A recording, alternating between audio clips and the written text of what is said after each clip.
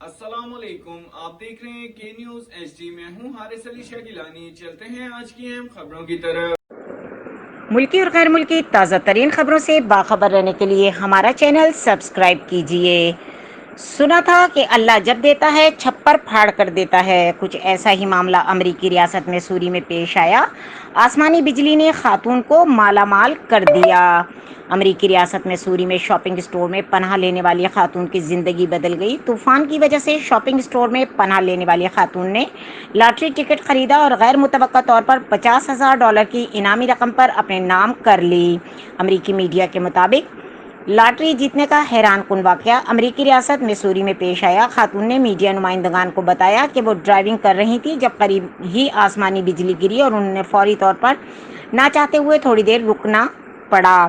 انہوں نے بتایا کہ سڑک پر 2 بجلی کے بولٹ تھے جب آسمانی بجلی گری اور میں نے اپنے شوہر سے کہا کہ میں اس طوفان میں نہیں جانا چاہتی۔